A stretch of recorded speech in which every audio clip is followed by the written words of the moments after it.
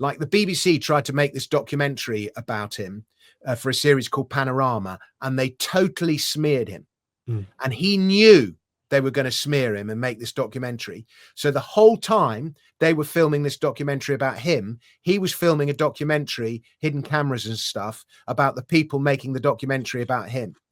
And the day before the BBC documentary came out, he released his documentary.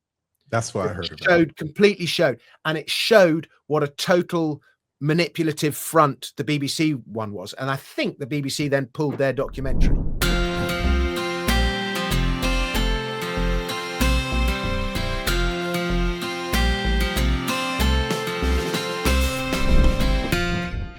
Mr. Dominic Frisby, it's a pleasure. And for the audience, for those who don't know, if there's any opportunity you have of getting to interview or talk to someone that's directly influenced your walk, you should do it. Dominic, you were interviewed by Robert Breedlove damn near 4 years ago. And I remember watching those interviews with Michael Saylor and Jeff Booth, and you were the other one up there. I'm like, well, who the hell is Dominic Frisby? I don't know this guy. He's a comedian. Okay, what do comedians have to do with Bitcoin? And the series that you have was so profound. It has caused me to write certain things, caused me to think certain things. And honestly, it's just a pleasure to have you on the show. How are you this evening for you? Well, thank you very much for having me, Ulric. And may I start by saying what a fantastic name you have. I love the name Ulric, and it does have roots in the British Isles, I think, right? I think it's, well, it sounds like one of those names from the Dark Ages, but I think it's probably a Norse name. That's right. Viking name or something like that. But anyway, I love it.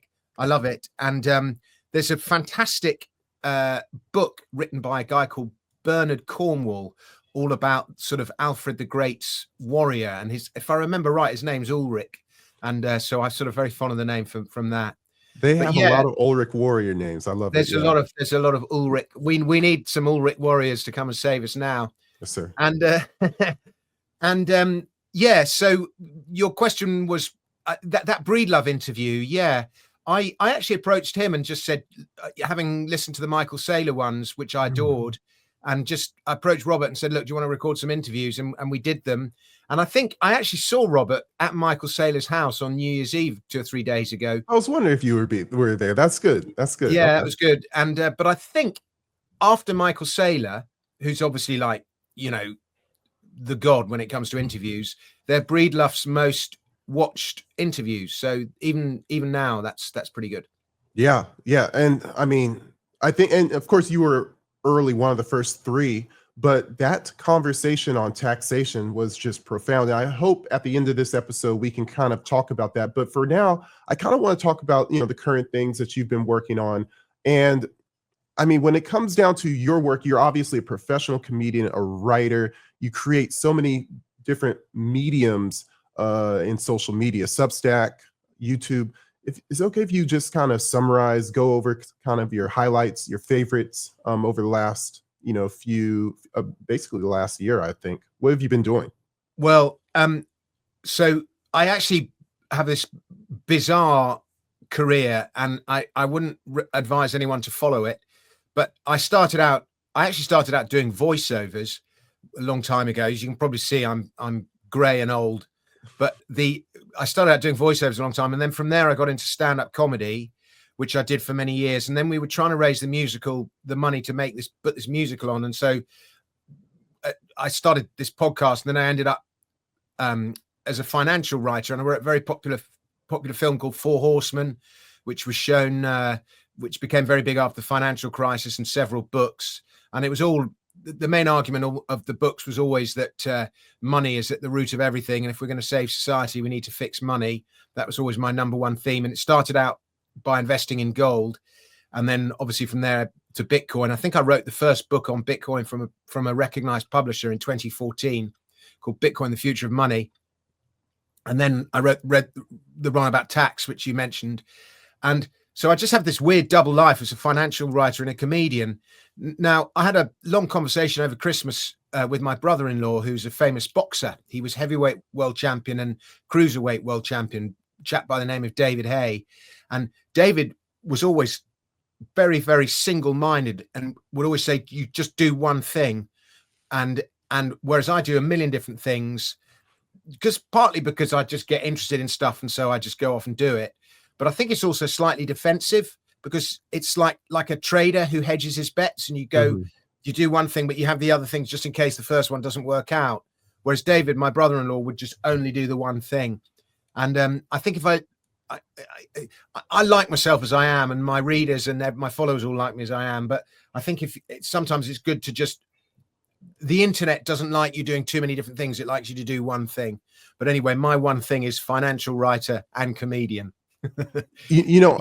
I love that response, because I find myself in a very similar path, because like I grew up engineer by trade, still work as an engineer, discovered Bitcoin, of course, about 5 years ago, and didn't discover it in sort of, a passive way. I wanted to contribute. I wanted to do things, mostly because of seeing your works and Sailor and even Breedlove back in the day, seeing all the people he brought to stage. But of course, I'm also an athlete, played college basketball, still to this day like to beat up on 25-year-olds. It's like, now I could still do it. How tall are you? I'm 6'2". I'm 6'2". Okay. Yeah. So I could still get up and down the court, like to play with people younger than me. And people say, oh, well, you should try volleyball. And I'm like, no, I don't want that. I want to focus on basketball. But then it's like, I'm also a basketball engineer, Bitcoiner. It's confusing, but at the same time, I have my little realms of focus. I like to be good at those things. And I think the way you blend your talents and your passions is unique. And I think that's what's great about it. Most people can't blend those passions, but you can. And I guess I wanted to talk about one of your things. You're a financial writer. And if I can bring this one up, one of your, you're on this Substack. You have your own Substack, the Flying Frisby. It's doing very well, that Substack. It's very popular. Your viewers should all subscribe. theflyingfrisby.com. We're going to put that in the show notes, and it's doing very well. And I'm going to try to share this. Let me see if I can pull up the right. There we go. Okay. Yeah. So I would say my letter's doing very well on Substack, but I think Substack itself is doing well. Is going very well. I think it's one of the social media platforms that's going to do really well in the next 3 years. And it's funny, because I don't think people watch films as much as they used to, even though they spend more time in front of a screen. And I don't think people read as many books as they used to. I know I don't, because every time I go to pick up a book, I look at my phone and I think I'd rather pick that up and play with that. And so, in the morning when you're lying in bed and you reach for your phone, or, when you're sat on the bus or something and you reach for your phone, you're happy to doom scroll and look at crap on Twitter or Facebook or whatever it is. But one of the few things you are happy to do is read an essay or read an article. It's funny, or read a blog entry. And so for that reason, so I think Substack will, it fits into that. I call it OnlyFans for clever people. Oh, I didn't see that one coming. And on that note, I'm going to prop up my own Substack, Belt of Truth, the intersection of Christianity and Bitcoin, right after the OnlyFans for smart people. That is great. But I was watching your Substack, or looking at your Substack, watching, right, the screen. And of course, you recommended, this was one of your most popular articles, which says, how much has your house really gone up by? Yeah. And, of course, it's like gold is considered the great truth teller of economic activity. And rather than reading through everything, I'm going to go to the charts. I'm an engineer. And we talk about the US gross median earnings, UK gross annual earnings. And this one's from the Fred. I always like to reference that. And then now you denominate it in gold. You divide the earnings by gold, and you can see how earnings have essentially been stagnant for 40, no, they've 45 not. They've years. been falling. They're not stagnant. They've been falling since 80s, I would say. But yeah, since 1971, right? So the point here is we use as a unit. So money has three functions. Yeah. One is to be a medium of exchange, and fiat money is really good for that, not because of fiat itself, but because of all the fintech architecture that's been on top of it. It's really good. Instant payments. You go into a shop, pay instantly with your credit card, yada, yada. Medium of exchange. Second is store of value. And as everyone knows, fiat money is a terrible store of value. The US dollar has been better than the British pound, but they've both been awful. And if you look at what a US dollar bought you 50 years ago or 20 years ago or 10 years ago, you compare it to what it buys you now, it's just terrible store of value. The pound has lost nearly 40% of its value. It's like 37% of its value just since 2020. How about that? That's right. In the 5 years since 2020. And then gold, of course, is the oldest form of, it's not just the oldest form of money in the world, it's the oldest substance in the world. Gold was present in the dust which formed the solar system, and you can't destroy gold. So the dust that was in the solar system that formed the solar system, and it all accreted together, pushed together to form the planets. And that's how, gold was in that dust, and that's how gold made its way into the Earth's crust. It's exactly the same as it was then. It's the same substance. It's the oldest money in the world. It's the oldest substance in the world. And so if you measure prices in the third source of money, so medium of exchange, store of wealth, and the third function of money is to be a unit of account. Now, because we have to pay our taxes in pounds or dollars, whatever it is, we tend to use pounds and dollars as a unit of account because that's what we do our accounting in. But actually, if you use gold as a unit of account, it's much better because it's as I say, it's the oldest form of money there is. And if you look at, firstly, as you've done here, wages have gone up quite a lot since the 70s, if measured in US dollars or pounds. But if you measure them in gold, they have fallen since the 1970s. That's right. People look for an explanation as to why it is that life is so much more expensive. Why people at the bottom or people just on ordinary salaries find it so hard to keep up. Why in the 50s or 60s, one salary was enough to keep a middle-class family and a middle-class lifestyle. Now that requires two salaries and a lot more debt. It's because in real terms, measured in gold, salaries have actually fallen. And you look at the average US salary in say 1970 was about 200 ounces of gold a year. Now it's less than 50 ounces of gold. And so the average salary has gone from 200 to 50. It's fallen by 75% in real terms, though it's gone up in nominal terms. And it's even worse if you look at the average salary in pounds. Yeah. And of course, that's all about the WTF. The average salary in pounds has fallen by 75% just this century.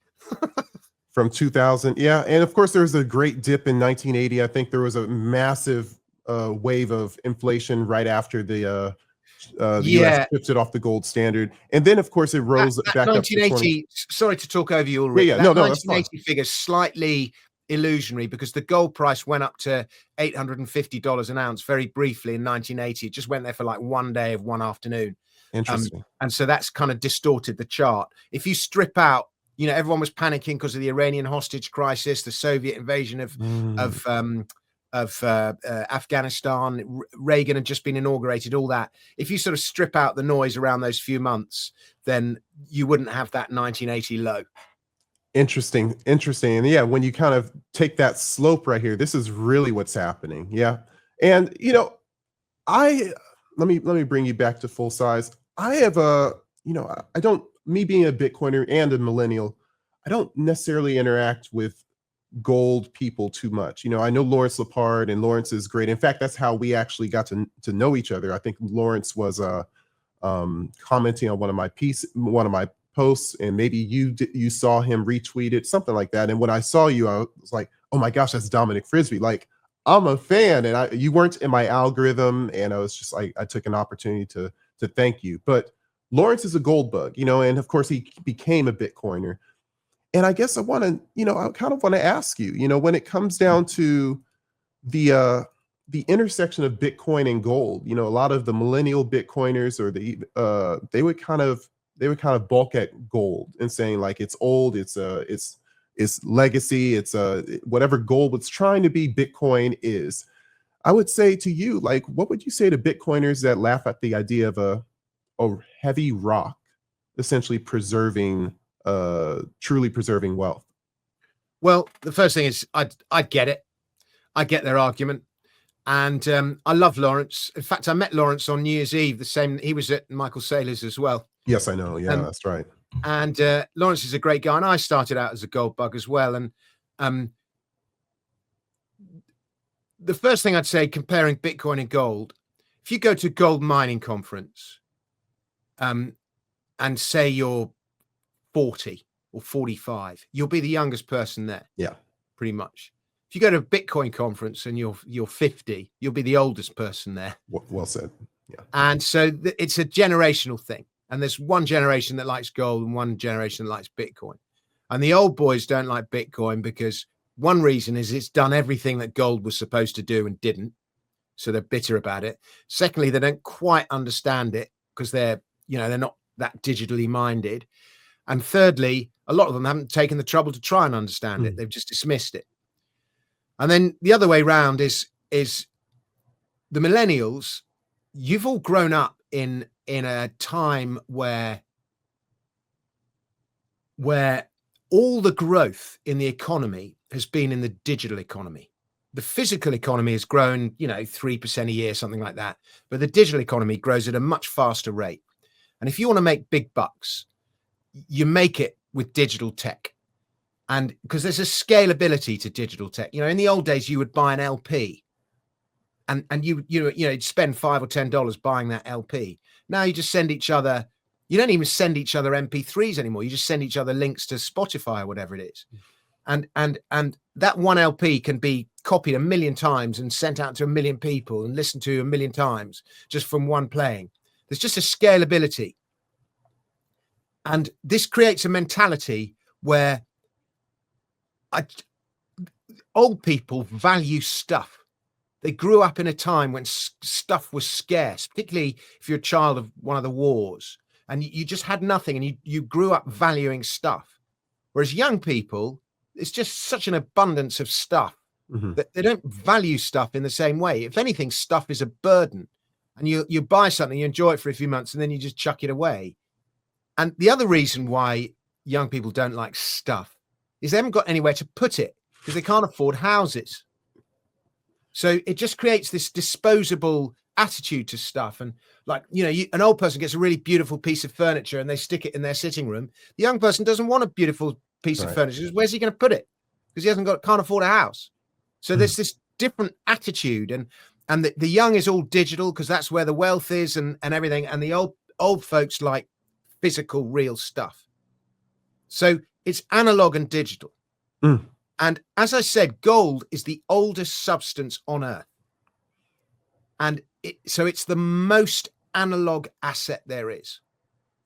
And it takes an analog mentality to like it and appreciate it.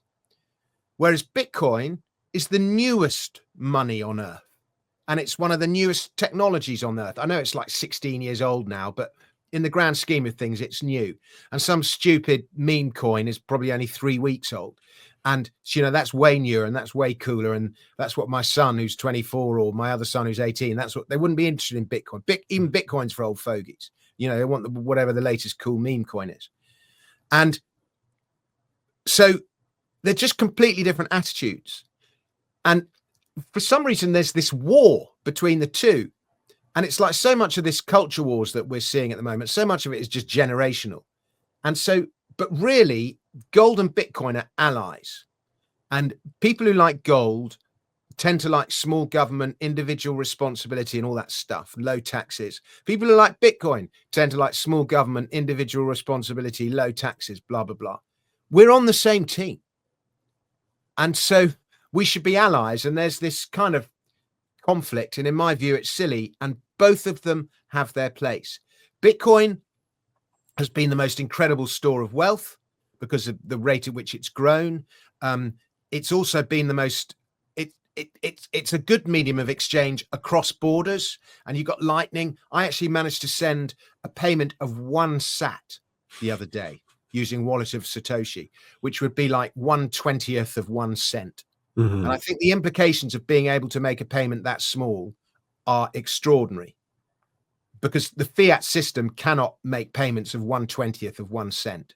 But to be able to send one sat, I think the implications of that, and the micro economies that opens up, micro payments, tipping, it's just enormous. I can send one sat to somebody in Australia. One, so it's a brilliant medium of exchange. It doesn't have the architecture around it yet that fiat does, but it's improving all the time. But one thing Bitcoin hasn't achieved yet is unit of account status. And that's just simply because it's not old enough. It's still too volatile. And gold is a much better unit of account.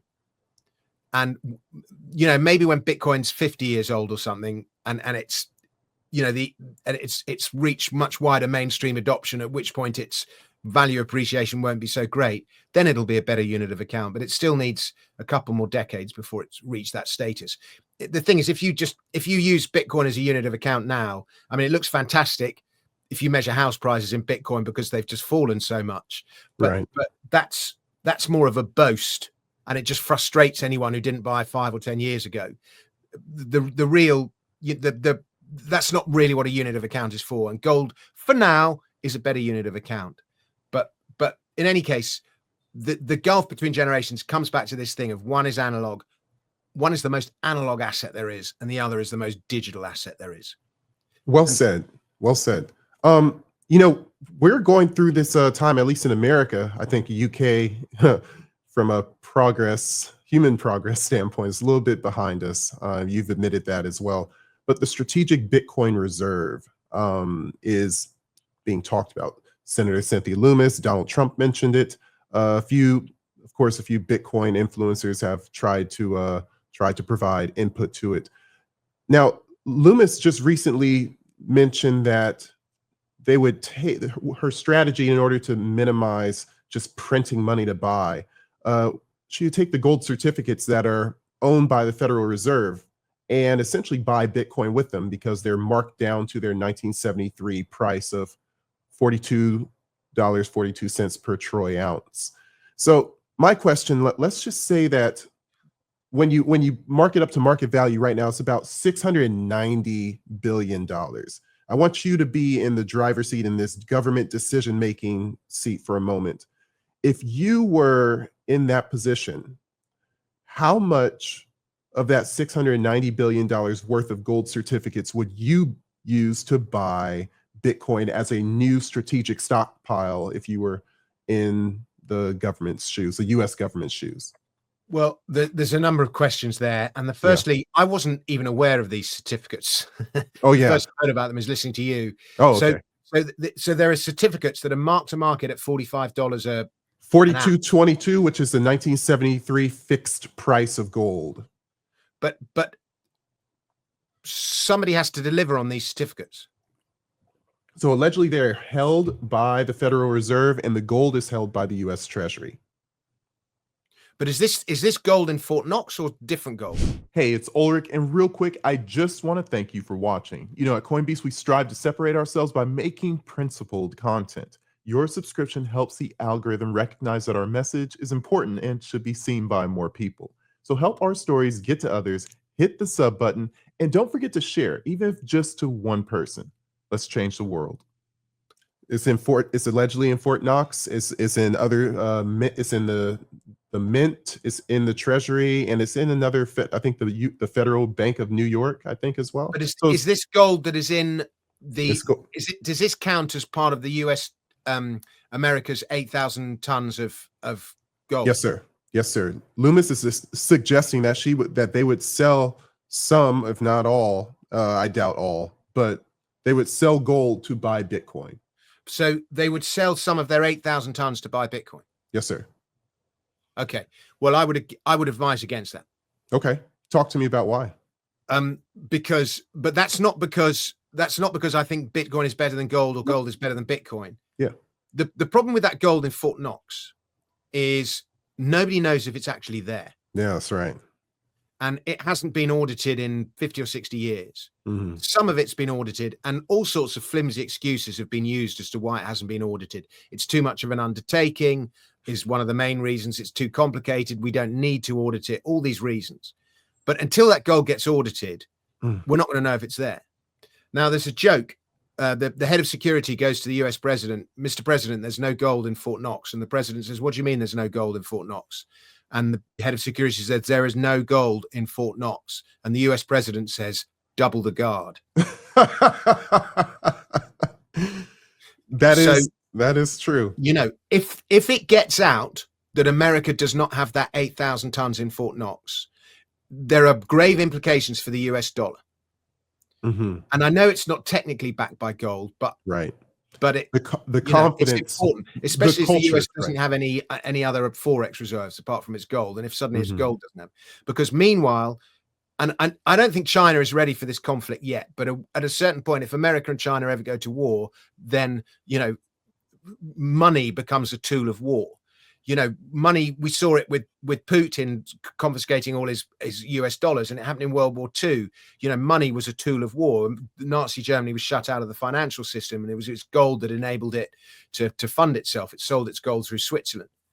It stole gold off other countries and then sold the gold through Switzerland, and that's how it funded itself. So, financial warfare is part of warfare.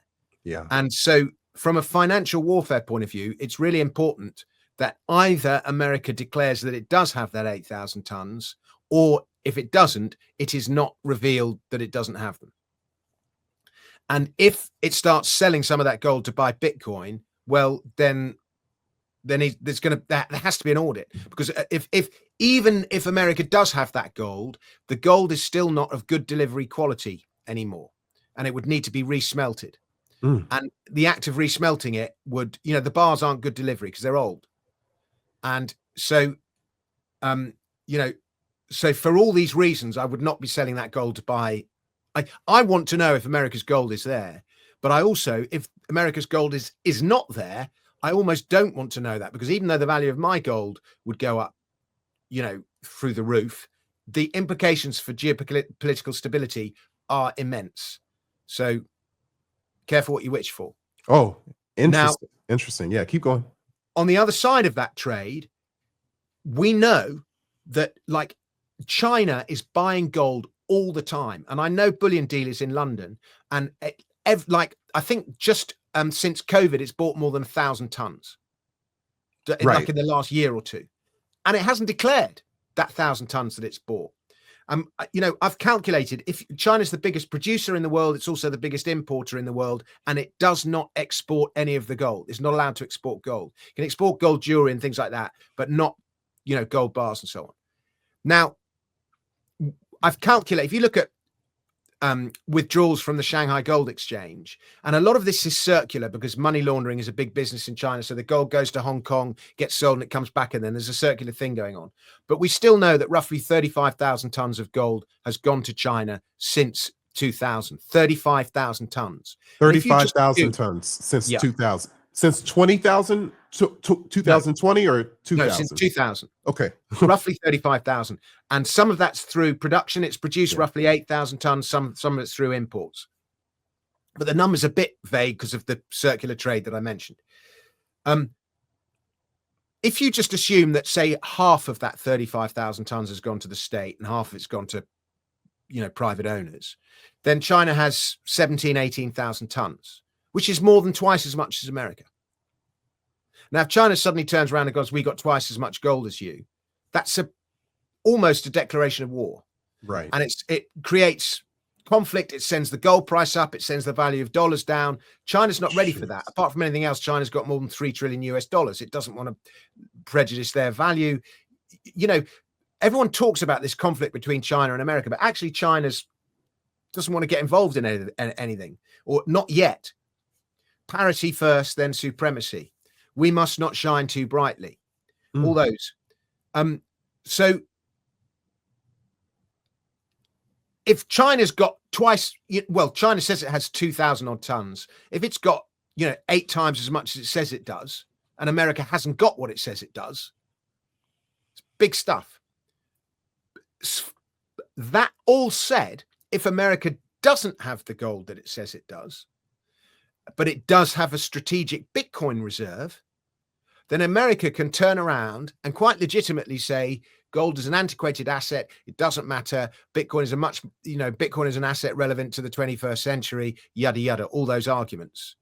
And it kind of saves itself. Mm.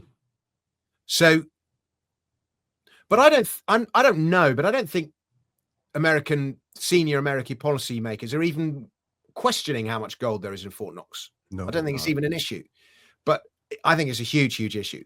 So a Bitcoin strategic reserve could save America if it doesn't have its gold, but it should not sell its gold to buy Bitcoin because of the implications of revealing what it actually has.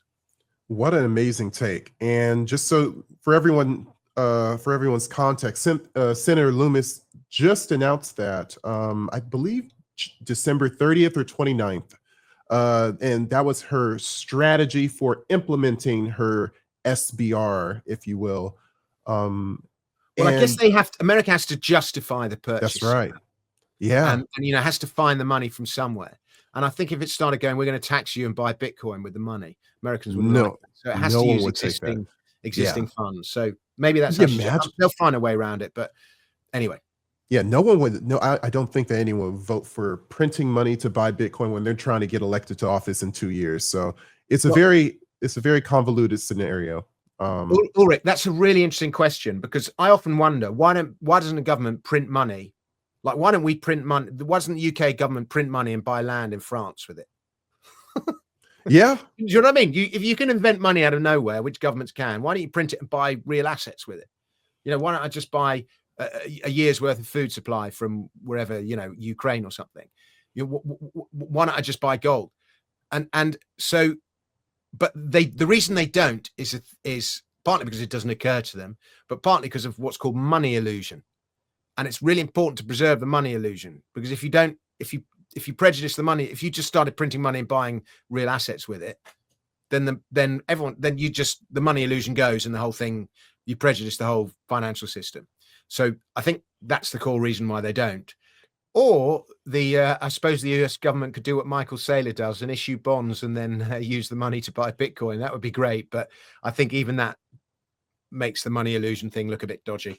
Yeah, I've never heard of the concept money illusion. I'm going to have to incorporate that in one of my next writings. But it does make sense why, because now we have this, why do we pay taxes if we can print money, essentially? Yeah. And the reason is money illusion. Money illusion.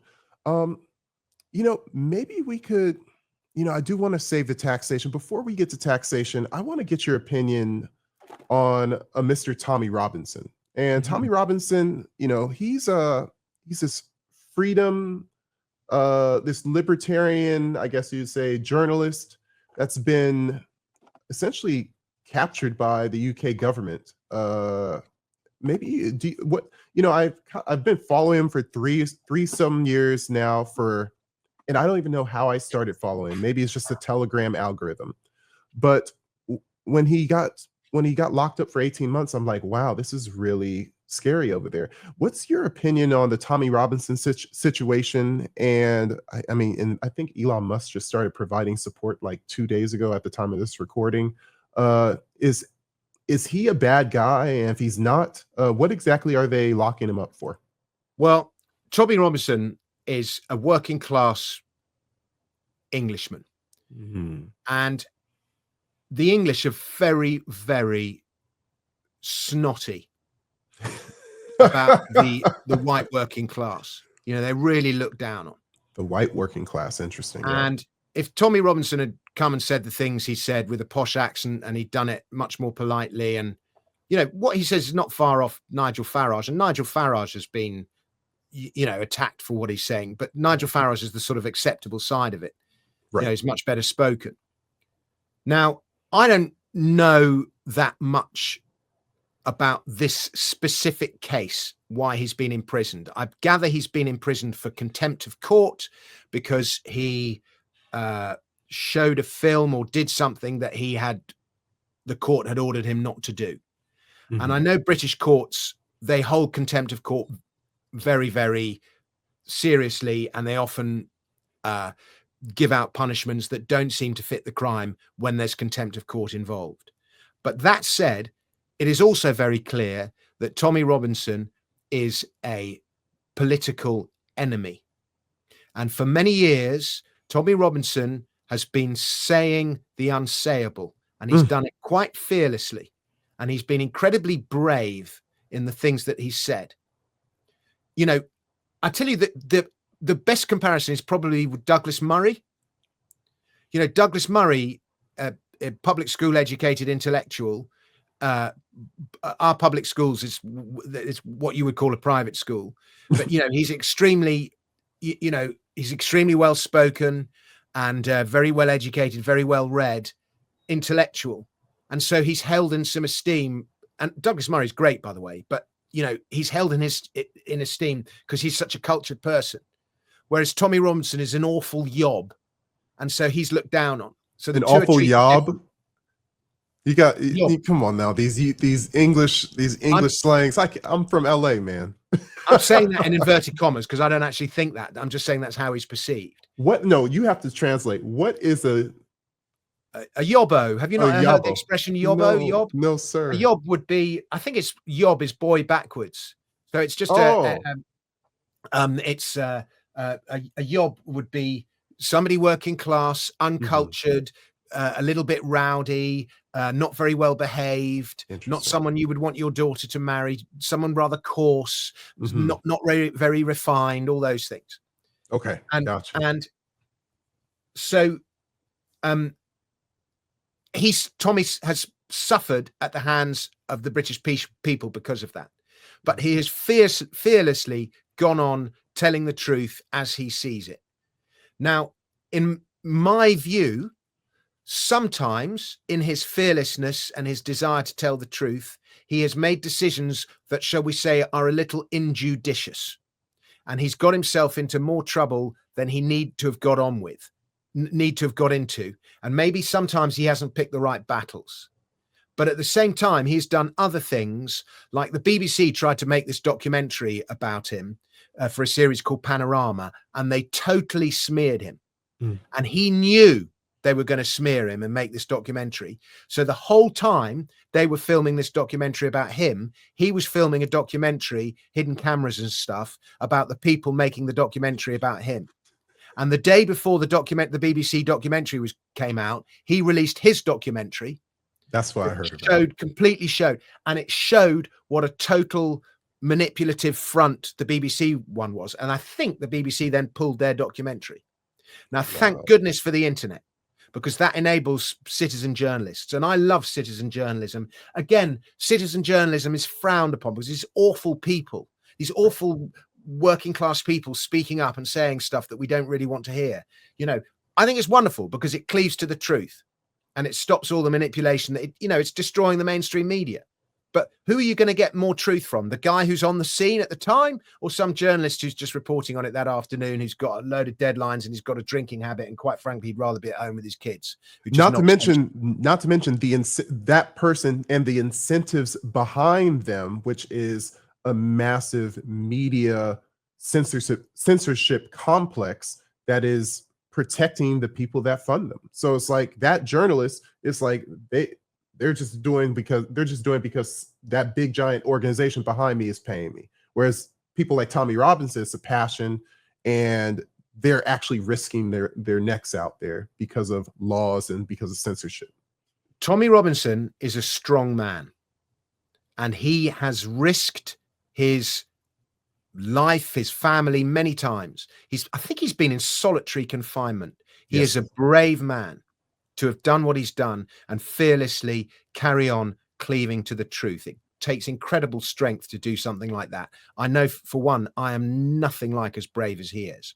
Now, he's, as I say, sometimes he might have made injudicious choices. Sometimes what he does is a little bit coarse for the educated people. But at the bottom of the day, he is a brave, strong man who is, one of the biggest faults you can make in these culture wars is being early to something. He was early to the migration problem. He was early to the Islamic problem. Right. And he was saying things that people did not want to hear, but he went on saying them. Now, he was early to the rape gang situation. Now everybody is saying it and demanding justice. Where were these people 10 or 15 years ago? Too scared to speak out. Tommy Robinson was not. So he's a brave, strong man in that regard. And he is a political prisoner. I appreciate that one. I didn't expect all of that. I didn't know if you knew anything about it. Of course, you probably knew something, but like this guy that I've been loosely following over the years, finally imprisoned when he always kind of alluded like they're going to get me, they're going to get me, and they finally did. And so it's like, so even that little sequence, I appreciate that. Man, that was like goosebumps. Like, I hope for the best. And Elon reaching out, I think Elon started tweeting about him recently, and hopefully that has some gravity. But of course, the UK doesn't like Elon Musk either, so we don't know how much that will help.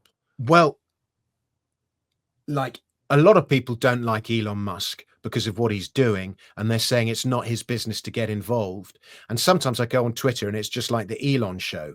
But what Elon Musk has done, firstly, for freedom, low taxes, accountability, citizen journalism, truth. That's what it boils down to, truth. And what Elon Musk has done to bringing the truth out, he's another man. He is fearless. He does not care what enemies he makes. The important thing to him is to cleave to the truth. And he is thank goodness, the most competent individual on the planet is on our side, because he is helping the world, making the world a better place. He transformed Donald Trump's campaign, and now he's taking Keir Starmer and all the horrible stuff that goes on with the blob behind the scenes. He's holding all that to account. And some people don't like it, but ultimately what he's doing is for the greater good. And we should be very grateful for Elon Musk. We're going to have some brilliant shorts produced from all your statements here. I mean, again, well spoken, well received as well. And this is just, you know, we have some very good people on our side, including yourself, and I'm happy you're dropping all these nuggets I just on wish my show. I was half as brave as Tommy Robinson and Elon Musk. Unfortunately, I'm not. I do my little songs and I try and do my little bit, and some people see me as brave for doing that, but I'm very scared of making enemies, and those guys are not. The truth is more important. You know, that reminds me, you know, you have a TikTok as well, Mr. I guess you're trying to reach out to the Gen Zers a little bit with that account. And I saw one, and it's I want to just ask you about it. I don't know how to pop it up. I can barely use TikTok myself, but you have this one. It's a CBDC. Oh yeah, programmable money. Yeah, and it's a very catchy tune. Anyone who has a TikTok, go check out Dominic's account and look for that video. My question: were you the one behind the dancing robot? No, I wish I was. Okay, I'm not a bad dancer for a white bloke, but you know, and I actually, you know, went into South dancing championship. I saw the feet do the little Michael Jackson thing. I'm like, yeah, Dominic. Yeah. No, we had these girls come in and dance for us, and they were absolutely. There's a choreographer called Bree Smith, and she brought in some of her friends to come and dance. And yeah, and she did all the robotic stuff. I can't do that. not even in my prime, Ulric. I had to ask that one. I was like, my eyes were like, you know, the meme where the eyes raised, and it's like, okay, well, I'm going to have to ask him this one. You know, with the time we have left, you know, again, you impacted me so much with your historical knowledge, with your understanding of taxation, of where it came from, and why it's not really as guaranteed or as necessary for life as most people think it is. You know, you spent hours talking to Robert about that topic. And I'm going to have to try to ask you to compact that into about 15, 16 minutes. Dominic, taxation. Why is it here? What is it here for? And is it necessary? Is it necessary? And can it be better? There has never been a civilization that did not have taxation of some kind. Taxation is inevitable. In fact, taxation probably predates civilization, because even in hunter-gatherer groups, there would have existed this conscious of this sense of a duty to the greater collective. I'm sorry to say it, but taxation is inevitable. However, there are good taxes. there are good amounts of taxes and there are stupid amounts of taxes. In an anarchy, you pay no taxes, but even in an anarchy, you would end up paying taxes of some kind, even if it's not to a government. And then in a slave society or a totalitarian society, the slave has no ownership of his body or his labor. The North Korean citizen has no ownership of their own labor. So that is, that's the other extreme. And we're somewhere in the middle. Social democracies are somewhere at 50% of your labor is owned and 50% you get to keep. It's a bit like the existence of the medieval serf who gave half the day to half his working week to his lord, and he managed to keep half his working week for himself. In my opinion, not only are taxes as old as civilization itself, and not only are taxes inevitable, taxation has defined the entire course of human history. You can look back at any great event, and almost inevitably, there is a tax story, an untold tax story behind that event. Every war in history was funded by some kind of taxes. You either taxed during the event or afterwards. Every conquest was motivated by the desire to take control of the tax base, the land, the labor, the produce, the profit. Every revolution was a rising up against some kind of injustice perpetrated by the tax system. You design a society by the way you tax it. You can make it inevitable how prosperous, how free the people will be, or how suppressed.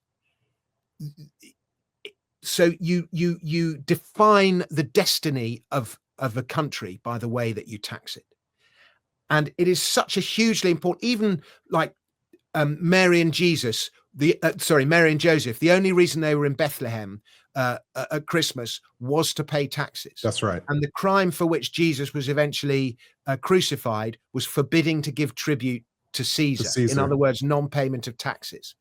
The NASA's first men on the moon landed there because, NASA was a tax-funded operation, assuming they did actually land on the moon. If you are on the moon, you can see the Great Wall of China. Everyone says the Great Wall of China was built to keep the barbarians out or the hordes out. No, it wasn't. It was built as a means to collect taxation because people had to then go through the barriers, the collection points. The Great Wall of China was built. So, every great building was normally they were built with tax, there's a tax story behind them. Even the names we have, we only invented surnames in the 12th and 13th century. And the reason we all have surnames is to distinguish Tom from the Hill, from Tom the Baker, from Tom John's son, for the purposes of collecting taxes. So taxes were even behind our names. There is an untold tax story behind everything. And yet taxation is taught as a sort of subset of economics. It is an entire subject in itself. And once you start to look at the world through the prism of taxation, your whole perception of the world, of history, becomes clear and it changes. It's quite an extraordinary way of looking at things. And that's why I wrote that book. That's the central theory behind Daylight Robbery. There's a tax story behind everything. And, I just wish I could get Elon Musk to read, or Donald Trump, or somebody senior in that new regime to read my book about taxation, because taxation is the patient zero. If you want to reform, everything starts with taxation. So fix the tax system and everything will follow from there. And all this energy that's going to go into rebuilding America, I just wish some of it would go into reforming the tax system and designing a tax system designed around the modern world, not this antiquated tax system designed around the Industrial Revolution. Let me cut you off real quick. That was a brilliant summary. And of course, your book that you wrote, Daylight Robbery, that's the title, of course, is an interesting story as well in and of itself, tied to the window tax. Yeah, correct. The story is we used to have window taxes. Used to have them in the States as well. And windows were a very easy thing to tax because the amount of windows that somebody had normally was an indicator of how rich they were, because the bigger the house, the more windows they have. And so the richer they were. So it was a kind of progressive tax. Obviously, it's slightly unfair because houses in city centres are smaller and tend to have fewer windows, and somebody with a big house in the countryside who's probably not as wealthy as the guy in the city centre Right. ended up paying more. But so and prior to the windows tax, we had hearth taxes. You were taxed on the amount of fireplaces you had, but that involved a tax collector coming into your house, invading your private property and demanding to count the number of fireplaces you had. The British hated it. And so it was much easier just to have somebody walk past your house and count the number of windows and tax you based on that. But it actually led to people being ill, especially during the Industrial Revolution, because people blocked off all their windows in order to pay less tax. So there was less air circulating, and all the, the cholera and the typhoid and the various diseases that were doing the rounds during the Industrial Revolution as all the cities were built were made far worse because of this insidious tax. And there were huge campaigns to get rid of it. And people said, because people blocked their windows up and they were being taxed, they were literally being robbed of their daylight. And that's where the expression daylight robbery is said to have come around. And when they debated the issue in Parliament, the story is that parliamentarians all shouted out, daylight robbery, daylight robbery. But of course, it took them 50 years to get rid of the tax, even though everyone could patently see it was proven by scientific research that it was making people ill. Crazy. And a brilliant title for the book. And we'll make, again, like I said, we'll make sure to put the book name and link in the show notes. Yeah, that's on Amazon, right? Yeah, it's on everything. Yeah, for sure. The audio books got very good reviews. Oh, brilliant. Okay. Yeah, we'll try. We'll make sure to get all those links that you recommend and put them on the show. It's the best I could do. Yeah. And so you talk about getting rid, the window tax is actually removed. Of course, it was replaced with probably a standard income tax. But my question is, like, in terms of how can it be better? And I forgot if you talked about this or not. Maybe I don't know where I got this idea from, but property tax, like property tax, there's property tax, there's income tax, there's sales tax. Which one do you think is most rational, most fair for society to prosper? Well, if I was deciding, and which ones, of course, should be removed? What is ideal and what is practical are often not the same thing. And it's easy to go, you need to redesign the tax system, but it would probably take a revolution for it to actually happen. Yeah. And in fact, often after revolutions, the tax system is left as it is. And after conquest, the tax system is left where it is. It's just the revenue goes to a different person. But I don't think income tax is fair, because I think you're penalizing how hard people work. You're penalizing how productive they are. And particularly for the young, if you're young and you're starting out, all you have is your labor. And young people are heavily taxed on their labor. And then the money they're paid in is prone to inflation, vulnerable to inflation, which is another form of tax in itself. Taxation without legislation, Milton Friedman called it. So it's very hard for a young person who's only got their labor to better their lot, because they're taxed so heavily. So every time they rise up, they cut back, they cut back, they cut back.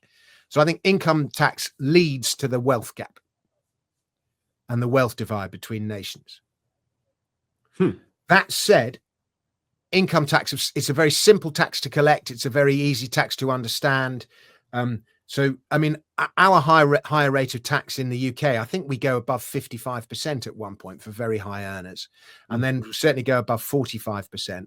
I would just have a simple flat rate of tax at around 20% income tax. Sales taxes, again, they're very easy to collect, and they kind of penalize consumption rather than productivity, because you're taxed on what you consume, and that's probably slightly better. It's voluntary, slightly more voluntary, because if you don't want to buy that thing, you don't have to buy that thing. Makes it very difficult for people who are selling things, though, if they've got to add 20% or whatever the sales tax is. But it's a simple tax. It's also a slightly unjust tax, because everyone pays 20%. And so that 20% is easier for the rich person to pay than it is for the poor person to pay. So it's not a progressive tax. It's not a tax that's scaled according to how rich you are. So it's got that against it. But one thing we barely tax at all is we don't tax assets that much. And that's because assets are very hard to tax because people hide them. But how often do you see the value of somebody's house go up, not because of anything they've done to the house, but because they build a railway station next to the shop or something next to the house?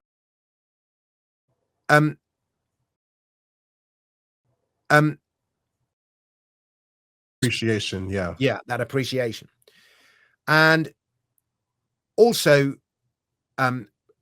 property goes up because of inflation and because of the way money is, and newly created debt goes into the property market. That means more money goes into the property market and house prices go up, all of that.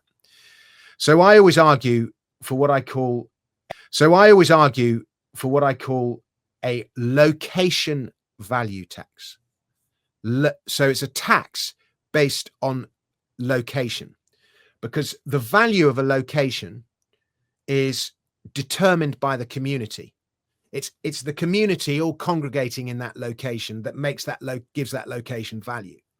So that's why, you know, a city center or a high street or something like that has a greater location than some, you know, remote place in the middle of nowhere.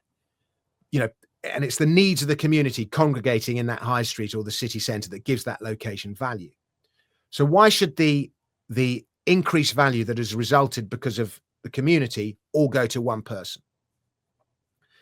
Now, obviously, if the person who owns that plot of land has made significant improvements to it, they've built a farm on it, or they've built a factory on it, or they've built a fantastic house on it, or they've built a fantastic shop on it, then everything arises out of that investment and out of the cleverness and entrepreneurship and everything that derives should go to them.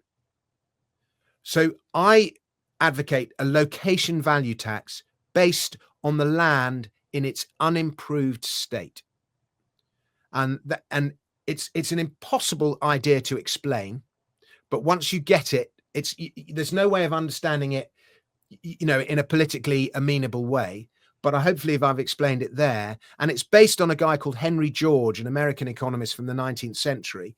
And they invented the game of Monopoly to show it was to illustrate George's arguments and to show the injustices created by monopolistic land ownership in desirable locations. So people go, monopoly is capitalism. No, it isn't. Monopoly is about Cronyism. Cronyism, exactly. And so hopefully the injustices you feel when you're beaten at Monopoly illustrate the injustices of this land system as it currently stands. So yes, so that's what I would like to see, but I don't think we'll ever see it in our lifetime. But even if we don't, that's still not a reason not to argue for it. That's right. Oh my gosh.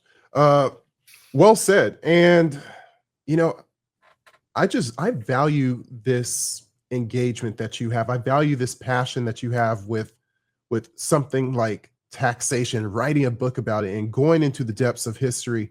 And it's these types of stories that if you're not going to say it, if you're not going to take the time to educate people, I guarantee the mainstream media is not going to do it. Your government's not going to do it. And it's voices like you. I mean, Elon Musk said, "We are the media."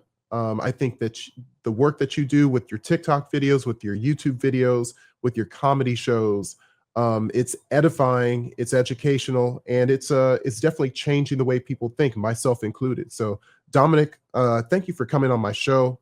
It's been a privilege. It's been actually a dream come true when I'm thinking like, oh, baby Bitcoiner, or at least learning about the space. And here this guy is.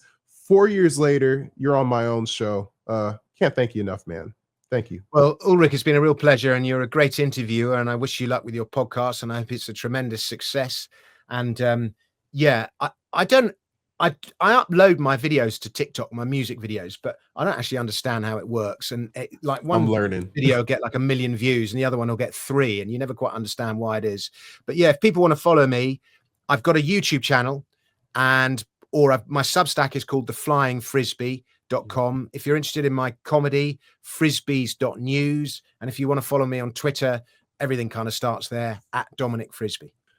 So that was Dominic. And like I said before, 4 years ago, I watched him being interviewed, and he had this passion about a very important topic.